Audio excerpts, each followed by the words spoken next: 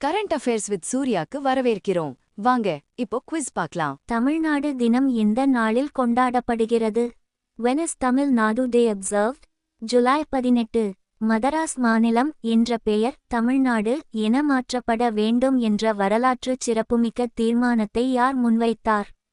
Who moved the historic resolution to rename Madras state as Tamil Nadu? C.N. Annadurai. Tamil Nadu என்ற பெயர் இந்திய அரசின் ஒப்புதலுடன் எந்த ஆண்டில் அதிகாரப்பூர்வமாக அமல்படுத்தப்பட்டது? In which year was the name Tamil Nadu officially implemented after the approval of the Government of India? 1969. மொழிவாரி மாநில மறுசீரமைப்பிற்கு பிறகும் தமிழ்நாட்டின் முந்தைய பெயர் என்ன? What was the earlier name of Tamil Nadu even after the States Reorganization Act? 1956. மദ്രാஸ் state. தமிழ்நாட்டில் November 1 எந்த நிகழ்வை நினைவுகூரும் நாளாக கடைபிடிக்கப்படுகிறது? What is observed in Tamil Nadu on November 1? Formation of Madras State in 1956. உலக சர்வதேச நீதிக்கான நாள் எந்த நாளில் அனுசரிக்கப்படுகிறது? When is World Day for International Justice observed? July 17. உலக சர்வதேச நீதிக்கான நாள் எந்த உடன்படிக்கையை நினைவுகூறுகிறது? World Day for International Justice commemorates the adoption of which statute? Rome Statute. International Criminal Court. International Criminal Court எங்கு அமைந்துள்ளது? Where is the International Criminal Court? International Criminal Court located? The Hague, Netherlands. International Criminal Court. International Criminal Court நிறுவப்பட்டதன் முக்கிய நோக்கம் என்ன? What is the primary purpose of the International Criminal Court? International Criminal Court. To prosecute individuals responsible for the gravest international crimes. Maharashtra மகளிர் விவசாயிகள் அதிகாரமளிப்பு சட்டம் எந்த ஆண்டில் இயற்றப்பட்டது? In which year was the Maharashtra Women Farmers Empowerment Act enacted? 2026. மகளிர் விவசாயிகளுக்கு சட்ட அங்கீகாரம் வழங்கிய முதல் இந்திய மாநிலம் எது? Which became the first Indian state to provide legal recognition to women farmers? Maharashtra. Maharashtra சட்டத்தின் கீழ் அறிமுகப்படுத்தப்பட்ட சான்றிதழ் எது? Which certificate was introduced under the Maharashtra Women Farmers Empowerment Act? Woman Farmer Certificate WFC. Woman Farmer Certificate WFC மூலம் பெண்கள் பெறக்கூடிய முக்கிய நன்மை எது? What is a major benefit provided through the Woman Farmer Certificate WFC? Access to government schemes without land ownership. ஒடிசாவில் particularly vulnerable tribal groups PVTGS வாழ்விட உரிமைகள் எந்த சட்டத்தின் கீழ் அங்கீகரிக்கப்பட்டுள்ளன? Habitat rights for particularly vulnerable tribal groups PVTGS in Orissa are recognized under which act? Forest Rights Act FRA 2006. இந்தியாவில் அதிக எண்ணிக்கையிலான particularly vulnerable tribal groups PVTGS கொண்ட மாநிலம் எது? Which Indian state has the highest number of particularly vulnerable tribal groups PVTGS? Orissa. ஒடிசாவில் முதல் வாழ்விட உரிமை பட்டா எந்த சமூகத்திற்கு வழங்கப்பட்டது? Which community received the first habitat rights title in Orissa? Paudi Bhuyan. இந்தியாவின் முதல் வாழ்விட உரிமை பட்டா எந்த சமூகத்திற்கு வழங்கப்பட்டது? India's first habitat rights title was granted to which community? Baiga. திபெத்திய பீடபூமியின் உருவாக்கம் குறித்து ஆய்வு வெளியிடப்பட்ட இதழ் எது? In which journal was the study on the formation of the Tibetan Plateau published? Nature Geoscience. உலகின் கூரை என்று அழைக்கப்படும் பீடபூமி எது? Which plateau is known as the roof of the world? Tibetan Plateau. திபெத்திய பீடபூமி சராசரியாக எத்தனை மீட்டருக்கு மேல் உயரம் கொண்டுள்ளது? The Tibetan Plateau has an average elevation of over how many meters? 4500 metres. திபெத்திய பீடபூமியின் புவியியல் வரலாற்றை மறுவடிவமைக்க பயன்படுத்தப்பட்ட முக்கிய ஆய்வு முறைகளில் ஒன்று எது? Which was one of the major methods used to reconstruct the geological history of the Tibetan Plateau? Low temperature thermochronology.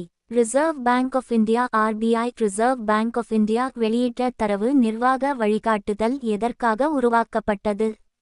The data governance guidance issued by Reserve Bank of India RBI. Reserve Bank of India aims to improve which of the following? Data quality, security, accountability and risk management. தரவு நிர்வாக வழிகாட்டுதல் எந்த சட்டத்துடன் இணங்க செயல்பட வேண்டும் என்று வலியுறுத்துகிறது? The Data Governance Guidance ensures compliance with which Act? Digital Personal Data Protection (DPDP) Digital Personal Data Protection Act 2023. ஒவ்வொரு regulated entity regulated entity உருவாக்க வேண்டிய கட்டமைப்பு இது.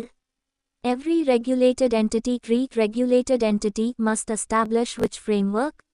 Data Governance Framework (DGF) Data Governance Framework. முக்கிய தரவுகளுக்காக அறிமுகப்படுத்தப்பட்ட Single Source of Truth (SSOT) என்பதன் நோக்கம் என்ன? What is the purpose of the Single Source of Truth (SSOT) introduced for critical data? Maintaining a single reliable source of critical data. Mobile Phone Manufacturing Scheme (MPMS) திட்டத்தின் மொத்த நிதி ஒதுக்கீடு எவ்வளவு? What is the total budget outlay of the Mobile Phone Manufacturing Scheme (MPMS)?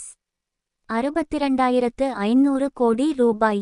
Mobile phone manufacturing scheme MPMS எந்த காலத்திற்கு செயல்படுத்தப்படும்? For how many years will the mobile phone manufacturing scheme MPMS be implemented? 5 years. Mobile phone manufacturing scheme MPMS எந்த திட்டத்திற்கு அடுத்ததாக அறிமுகப்படுத்தப்பட்டது? The mobile phone manufacturing scheme MPMS succeeds which scheme?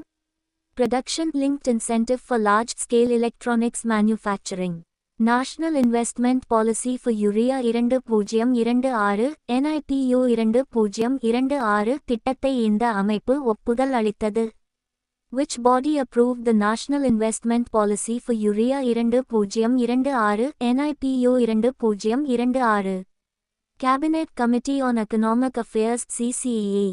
National Investment Policy for Urea 2026 NIPU 2026 திட்டத்தின் முக்கிய நோக்கம் என்ன? What is the primary objective of the National Investment Policy for Urea 2026 NIPU 2026? Add 10 million tons of domestic urea production capacity. National Investment Policy for Urea 2026 NIPU 2026 எந்த கொள்கையை மாற்றுகிறது?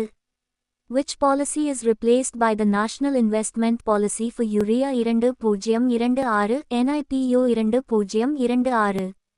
New Investment Policy NIP-2012.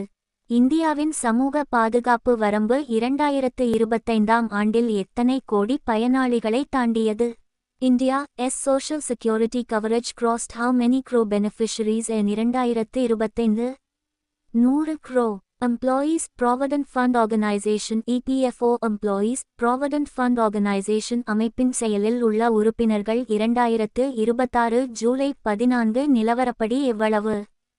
As of 14 July 2026, how many active members did employees Provident Fund Organization EPFO Employees Provident Fund Organization have? Over 8 crore. E-Shram தளத்தில் பதிவு செய்யப்பட்ட அமைப்புசாரா தொழிலாளர்கள் எண்ணிக்கை எவ்வளவு? How many unorganized workers have been registered on the E-Shram portal? Over 31.7 crore. Pradhan Mantri Viksit Bharat Rozgar Yojana PMVBRY திட்டத்தின் முக்கிய நோக்கம் என்ன? What is the primary objective of the Pradhan Mantri Viksit Bharat Rozgar Yojana PMVBRY? To create 3.5 crore formal sector jobs through employment-linked incentives. Pradhan Mantri Formalization of Micro Food Processing Enterprises PMFME scheme எந்த ஆண்டில் தொடங்கப்பட்டது? In which year was the Pradhan Mantri Formalization of Micro Food Processing Enterprises PMFME scheme launched? 2020. Pradhan Mantri Formalization of Micro Food Processing Enterprises PMFME scheme எந்த இயக்கத்தின் கீழ் தொடங்கப்பட்டது? Under which initiative was the Pradhan Mantri Formalization of Micro Food Processing Enterprises PMFME scheme launched? Atmanirbhar Bharat Abhiyan. Pradhan Mantri Formalization of Micro Food Processing Enterprises PMFME scheme எந்த அமைச்சகத்தால் செயல்படுத்தப்படுகிறது? Which ministry implements the Pradhan Mantri Formalization of Micro Food Processing Enterprises PMFME scheme? Ministry of Food Processing Industries MOFPI. Pradhan Mantri Formalization of Micro Food Processing Enterprises PMFME scheme in மொத்த நிதி ஒதுக்கீடு எவ்வளவு? What is the total outlay of the Pradhan Mantri Formalization of Micro Food Processing Enterprises PMFME scheme? 10,000 கோடி ரூபாய். Pradhan Mantri formalisation of micro food processing enterprises PMFME scheme இல் தகுதியான திட்டங்களுக்கு வழங்கப்படும் அதிகபட்ச கடன் இணைப்பு மானியம் எவ்வளவு? What is the maximum credit-linked subsidy provided under the Pradhan Mantri Formalization of Micro Food Processing Enterprises PMFME scheme? 10 லட்சம் ரூபாய் per unit. Artificial Intelligence AI Artificial Intelligence Appreciation Day ஒவ்வொரு ஆண்டும் எந்த நாளில் அனுசரிக்கப்படுகிறது? When is Artificial Intelligence AI Artificial Intelligence Appreciation Day observed every year? July 16. 2026ஆம் ஆண்டிற்கான Artificial Intelligence AI Artificial Intelligence Appreciation Day இன் கருப்பொருள் என்ன? What is the theme of Artificial Intelligence AI Artificial Intelligence Appreciation Day 2026? Celebrating Intelligence with Purpose. JMK Research அறிக்கையின்படி 2026 முதல் பாதியில் India எவ்வளவு புதுப்பிக்கத்தக்க மின்சார திறனைச் சேர்த்தது? According to JMK Research, how much renewable energy capacity did India add in the first half of 2026? 29 gigawatts. National Commission for Minorities NCM National Commission for Minorities இன் தலைவராக நியமிக்கப்பட்டவர் யார்? Who was appointed as the chairperson of the National Commission for Minorities NCM National Commission for Minorities? Harjeet Singh Grewal. Seafarer First அவசர கடல்சார் பாதுகாப்பு திட்டத்தை India எந்த நிகழ்விற்கு பிறகு அறிமுகப்படுத்தியது? India launched the Seafarer First Emergency Maritime Safety Plan after attacks on which vessels? MTL Bahia and MT Mombasa. Brand Finance India 100-2026 அறிக்கையின்படி இந்தியாவின் மிகவும் மதிப்புமிக்க மற்றும் வலிமையான டயர் பிராண்டாக தரவரிசை பெற்றது எது? According to the Brand Finance India 100-2026 report, which was ranked as India's most valuable and strongest tire brand? MRF Tires. 56வது International Physics Olympiad IPHO International Physics Olympiad 2026 எந்த நாட்டில் நடைபெற்றது? In which country was the 56th International Physics Olympiad IPHO International Physics Olympiad 2026 held? Colombia. 56வது International Physics Olympiad IPHO International Physics Olympiad 2026 will India எந்த நிலையை பெற்றது? What position did India secure at the 56th International Physics Olympiad IPHO International Physics Olympiad 2026? Joint first rank. 3வது BRICS போக்குவரத்து அமைச்சர்கள் கூட்டம் இங்கு நடைபெற்றது? Where was the 3rd BRICS Transport Ministers meeting held? Nagpur, Maharashtra. BRICS அமைச்சரவை அறிவிப்பு 2026 முக்கியமாக எந்த துறையில் ஒத்துழைப்பை வலுப்படுத்துவதற்காக ஏற்றுக்கொள்ளப்பட்டது? The BRICS Ministerial Declaration 2026 was adopted to strengthen cooperation in which sector? Transport. இந்த குவிஸ் உங்களுக்கு பயனுள்ளதாக இருந்தால் லைக் பண்ணுங்க, ஷேர் பண்ணுங்க. நெக்ஸ்ட் குவிஸில் சந்திப்போம்.